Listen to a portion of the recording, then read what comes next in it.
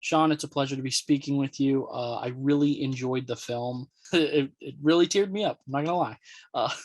So I know you don't have a lot of time, so I'll go right into it. Now I know the film itself is a remake of a French film, but I've also heard you call publicly this film a labor of love. Do you want to talk to me a little bit about how the story found its way to you and how long it's taken for you to bring it to the big screen?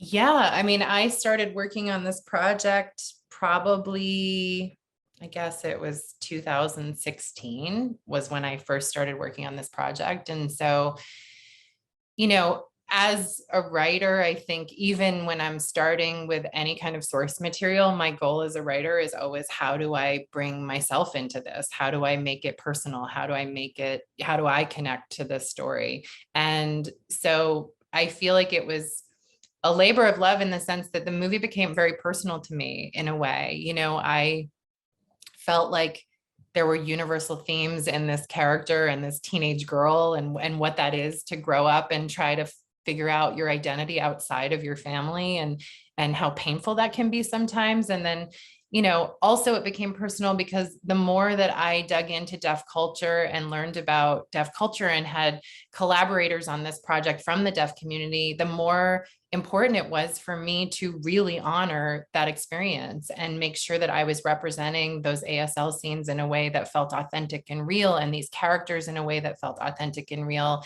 And that felt like a huge responsibility and something that I was so committed to, in telling this story. That's very interesting, and that was my next question actually. That this story is so beautiful and it feels so personal. So I'm assuming you had no personal connection to the deaf community, right? Going into this. I didn't. I mean, was really coming in as an outsider. And because of that, I felt a total responsibility to make sure that I had collaborators that were from the community and knew this story and did feel connected. And so it was important to me, even from the moment that I started writing the script, that I had CODA consultants and deaf consultants and people reading at the beginning to make sure that I was, headed in the right direction with the story. And then also we're a part of the process all through. I think sometimes with consultants or whatever, there's kind of a token representation of you're bringing that person in to like sign off on your project. And that wasn't what I wanted to do. I wanted a creative team to be making this project from start to finish, and making sure that we told the story in the right way. And so I had two ASL masters on set, which is a very important role. Alexandria Wales, who did the translation with me of the script, because almost 40% of the film, I think, is in sign language. And that's a whole process because it's a written language. I wrote it in English and then we're like sitting across from a table, like going through every line of dialogue and figuring out what the sign choices would be to express what I wanted to express. And then Anne Tomasetti was on set with me, and she was really, outside of my cast with Marlee Matlin and Troy Kotsur and Daniel Durant, she was my deaf eyes on set and making sure that, not just that signs were always in frame, but also that, we were representing deaf culture in a way that felt true.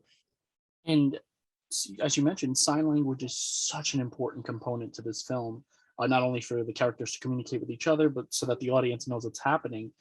Did you know sign language coming into this, or was it something you had to learn for it? Well, I started studying sign language when I started writing the script. So that was important to me because I knew that I wanted to cast deaf actors and I wanted to make sure that I was not completely reliant on an interpreter to be in the middle of that relationship. And so that was a journey. Like it's so different when you're studying with a teacher in class with any language. And then when you're thrust in and you're like desperate to communicate a directing note and you're like, oh, I actually sign like a second grader. This is kind of difficult.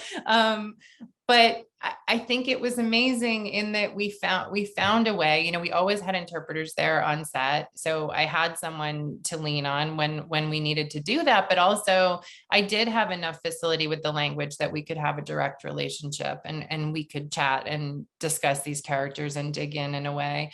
And I learned so fast. I mean, by the time we were at the wrap party. I remember somebody was joking that I was interpreting. I was in the middle of a conversation interpreting. They're like, look at you, you're an interpreter now, which, who knows what I was interpreting. It could have been all over the place, but it was an amazing learning curve for me. I think both Emilia and I felt so committed to becoming more fluent in the language, because I think when you're in relationships and you have friendships and you want those friendships to be deeper, the desire to learn really gets amplified.